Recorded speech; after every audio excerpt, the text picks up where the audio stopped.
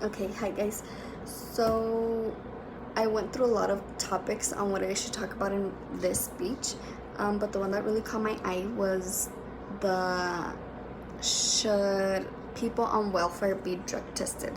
Um, I want to talk about this because it is very unfortunate that I know that this happens and I've seen it happen where people abuse and don't use the assistance that they receive properly when there's so many other people that could receive this and they don't because they don't qualify or don't meet the needs, while we have these people who do receive it and abuse it. It is a very sad situation, and I wish that there would be more people who would take advantage and use it for good, but just so many people abuse it.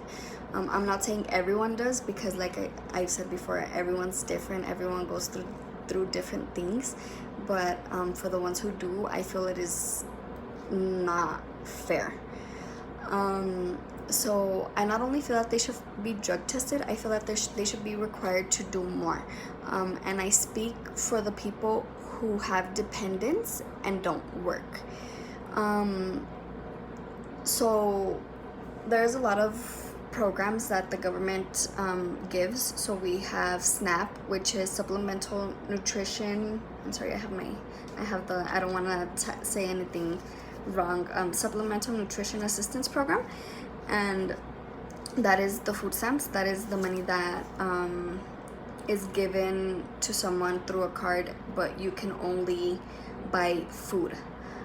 Strictly food. You can't buy nothing else, and it works in most stores, but only for food, and only cold food, as a matter of fact. No hot food. So anything that's hot, they can't sell it to you. So like, you wouldn't be able to go to McDonald's and buy food. It would just be cold food that you could cook, basically. And the other one is temporary assistance for needy families, which is TANF. So this program provides families with money, actual money. They give a debit card and money is deposited, whatever you qualify for, and that money can be used for your children's needs, children's clothes, housing needs, to pay bills. Also, it depends on how much you qualify for. And then I know one of the wonderful things that the government provides is housing.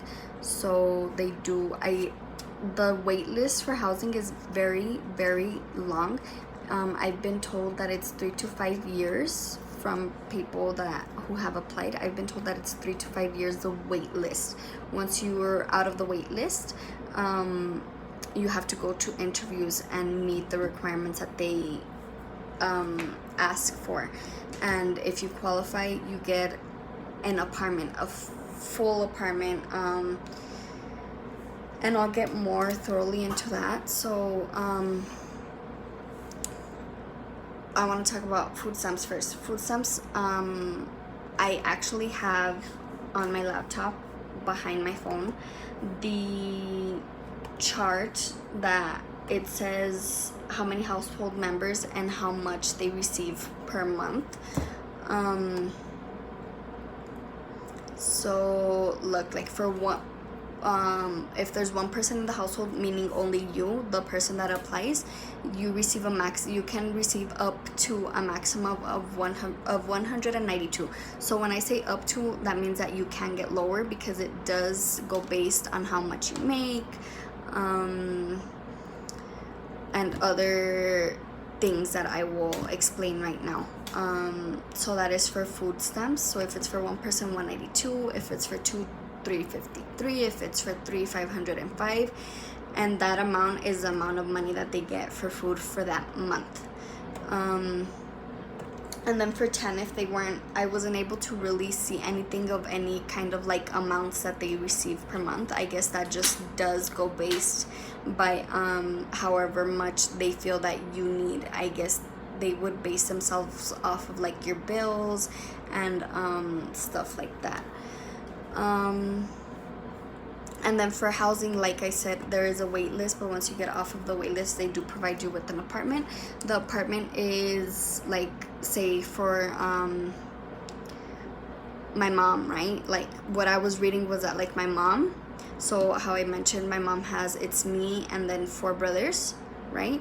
So it would be, I would have my own room because I'm a girl. If I was underage, right? Because I'm not underage. So I would have a room because I am a girl myself. I would have my own room because they don't allow male and female to share one room. I would have my own room. My oldest brother would have his own room.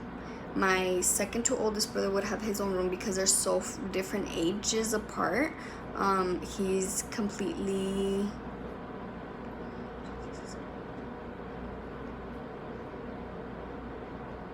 They are 10 years apart, 10 or 11 years apart, something like that.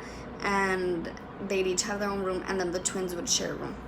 And then my mom would have her own room. So they would provide my mom for an apartment with 1, 2, 3, 4, 5 rooms. 5 rooms, and then your dining and kitchen. And they come fully equipped. It even has a space for a washer from what I was seeing. And then they have for you to hang your clothes outside. Which is completely wonderful. And for housing, how it goes is that it goes based off of your income. So let's say my mom works, right? But obviously she has a lot of kids. She needs to provide for all of them. So they go based off of all of that, and that's what your rent comes out to. So for instance, I know some people who abuse the system that have paid $20 of rent per month. And the reason why they pay $20 per rent per month is because they do not work. And it's people that choose to not work that would just rather live off of the government.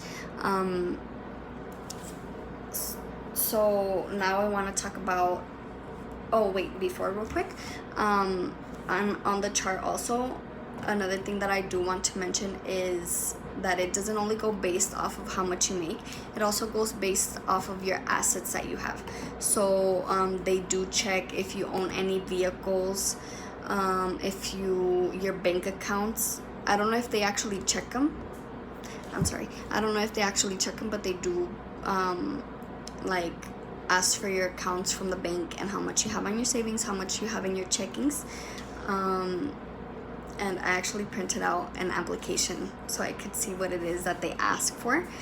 And they basically just really want to see what it is that you have and what it is that they feel that you should receive. But like I said, so many people abuse it. So I want to talk about how it's abused now. There is people who I've seen, who I've heard that keep having kids just so they keep getting more benefits. And the reason being is they keep having kids, and so they up their food stamps, they lower their rent, they give them more money in TANF, and it's just a very sad situation because it's a lot of people that I've seen that don't take care of the kids. Most of them have CPS cases open, which is very, very a sad situation. It is very sad to see these kids going through that. And it's those moms, those dads that do abuse drugs. I wanna give an example is one of my best friend's mom. She used to have this friend, and the friend lived off of all these government assistance. Well, she lived in the housing apartments as well. I think she had about 4 or 5 kids, and one of them was a special needs child. So she would receive SSI, which is your Social Security check. He's disabled, right? So the government assistance is not... If the mom would receive SSI for her child, right? Obviously it's under her name though because he is underage. The government assistance does not count that towards her. So that money is basically all theirs, and they wouldn't up her rent because it is a check from the government. And so she had all these kids, and she bought herself a new truck, a brand spanking new truck. It was really nice, but she would always leave partying. She wouldn't come home for days. She between the kids, they'd all take care of them. And she actually had CPS, but CPS did not do anything about the situation. The children are still with her. And it is just a very, very sad situation, guys, because we have all seen those homeless people who are out in the street. without food. We've all seen how veterans do not get the funds that they should be receiving. We all know what it is. I'm sure we all know what it is to struggle. If we don't, that's wonderful, but there's just, it is unbelievable how these people can be provided with so much and they still abuse the system. If we were to do the drug testing, I'm sure a lot of people would not pass it. Like, I'm sure of it. How is it that they're getting the drugs if they're on government assistance? Well, there are businesses that buy food stamps and give you cash. What's the reason for that? I have no idea, but I know it's came out in the news. I know people have been caught doing it. To be honest, I don't know how that works, but these people sell their food stamps, which gives them money for stuff that they shouldn't be buying. I mean, if you need to sell your food stamps when it's given to you for food for you and for your children, I mean, what more can you be doing with it? Like, I do not understand what you would be doing with it. So some people do sell it for drugs. Some people sell it for alcohol. It is just abused in so many different ways that I just wish there would be more control over it. So if we were to drug test, I'm sure a lot of people would not pass. If they would to be asked to do volunteer work, they'd probably think, well, why do I have to do volunteer work? That sucks. It's free work. Might as well just get a job. If they were to get a job, maybe they wouldn't qualify for the assistance, or maybe they would qualify, but they wouldn't receive the full amount that they would receive, giving more opportunities for more things, right? Which is how I feel it would happen. And I'm not talking about the people that do work, the people that have kids, go to school. I get it. I do it myself. But I am talking about those who do nothing and choose to not do nothing to live off of government assistance.